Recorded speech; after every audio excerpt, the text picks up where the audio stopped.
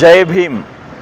ಬಾಬಾ ಸಾಹೇಬ್ ಅಂಬೇಡ್ಕರ್ ಅವರ ಒಂದು ಶ್ರಮದಿಂದ ಇಡೀ ವಿಶ್ವದಲ್ಲೇ ಓಡಾಡಿ ಅಂದು ಅವರು ರಚನಾ ಸಮಿತಿಯ ಅಧ್ಯಕ್ಷರಾಗಿ ಅವರು ವಿಶ್ವದ ಅತ್ಯಂತ ಪವಿತ್ರವಾದ, ಸುಂದರವಾದ, ಬಲಿಷ್ಠವಾದ ಸಂವಿಧಾನವನ್ನು 1950 ಜನವರಿ 26ರಂದು ಈ ರಾಷ್ಟ್ರದ ಸಂವಿಧಾನ ಏನು ನಮ್ಮ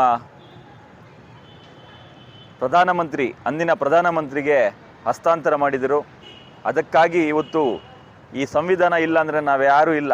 ಇವತ್ತು ನೋಡಿ, ನಮ್ಮ ST ಜನಾಂಗದಿಂದ ನಮ್ಮ ಮುನ್ರಾಜ್ ಅವರು ಆಯ್ಕೆಯಾಗಿ ಬಂದಿದ್ದಾರೆ ಅಂದರೆ, ನಾನೊಬ್ಬ ಮೈನಾರಿಟಿ ಆಯ್ಕೆಯಾಗಿ ಬಂದಿದ್ದೀನಿ ಅಂದರೆ ಅದಕ್ಕೆ ಮುಖ್ಯ ಕಾರಣ ನಮ್ಮ ಬಾಬಾ ಸಾಹೇಬ್ ಅಂಬೇಡ್ಕರ್ ಅವರು ಕೊಟ್ಟಿರುವ ಸಂವಿಧಾನ.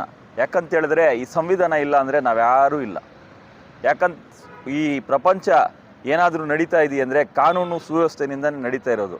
ಈ ಕಾನೂನು ಸುವ್ಯವಸ್ಥೆ, ಸಂವಿಧಾನ ಇಲ್ಲ ಅಂದರೆ ಎಷ್ಟೋ ಹೆಚ್ಚು ಕಡಿಮೆ ಆಗೋಗ್ತಾ ಇತ್ತು. ಲಾ ಆ್ಯಂಡ್ ಆರ್ಡರ್ ಕಂಟ್ರೋಲ್ ಮಾಡೋಕ್ಕಾಗ್ತಾ ಇಲ್ಲ. ಅಂಥ ಸಂದರ್ಭದಲ್ಲಿ ಆವತ್ತು ಸ್ವಾತಂತ್ರ್ಯ ಪೂರ್ವದಲ್ಲಿ ಬ್ರಿಟಿಷರು, ಮೊಘಲರು ಹಲವಾರು ಜನ ಈ ದೇಶಕ್ಕೆ ಆಳ್ವಿಕೆ ಮಾಡಿದ್ರು. ಅವ್ರವ್ರದ್ದೇ ಸಂವಿಧಾನ ಮಾಡ್ಕೊಂಡು, ಅವ್ರವ್ರದ್ದೇ ಒಂದು ಕಾನೂನು ಮಾಡಿಕೊಂಡು, ಅವರೊಂದೇ ಒಂದು ಈ ರೀತಿಯಲ್ಲಿ ಅವರು ಕೆಲಸ ಮಾಡ್ಕೊಂಡು ಬಂದರು. ಆದರೆ ಸ್ವಾತಂತ್ರ್ಯ ನಂತರ ಇಡೀ ವಿಶ್ವದಲ್ಲೇ ಒಂದು ಬಲಿಷ್ಠವಾದ ಸಂವಿಧಾನ ಕೊಟ್ಟು ನಮ್ಮ ಎಲ್ಲ ಅಹಿಂದ ವರ್ಗದವ್ರಿಗೆ ಇವತ್ತು ನಿಜವಾಗ್ಲೂ ಒಂದು ಶಕ್ತಿ ಸಿಕ್ಕಿದೆ ಅಂದರೆ ಅದು ಭಾರತದ ಸಂವಿಧಾನದಿಂದ, ಬಾಬಾ ಸಾಹೇಬ್ ಅಂಬೇಡ್ಕರ್ನಿಂದ ಅಂತ ಈ ಸಂದರ್ಭದಲ್ಲಿ ಹೇಳ್ತಾ, ಇಂದು ನಗರಸಭೆಯಲ್ಲಿ, ಮುಳಬಾಗಿಲು ನಗರಸಭೆಯಲ್ಲಿ ಅಧ್ಯಕ್ಷರ ಮತ್ತು ಉಪಾಧ್ಯಕ್ಷರ ಒಂದು ಅಧ್ಯಕ್ಷತೆಯಲ್ಲಿ ಮತ್ತು ನಮ್ಮ ಕಮಿಷನರ್ರವರ ಒಂದು ನೇತೃತ್ವದಲ್ಲಿ ಇವತ್ತು ಎಲ್ಲ ಸದಸ್ಯರ ಒಂದು ಸಮ್ಮುಖದಲ್ಲಿ, ನಮ್ಮ ಸಿಬ್ಬಂದಿ ವರ್ಗದವರು ಎಲ್ಲರ ಒಂದು ಸಮ್ಮುಖದಲ್ಲಿ ಇವತ್ತು ನಾವು 76ನೇ ಗಣರಾಜ್ಯೋತ್ಸವವನ್ನು ಭಾಳ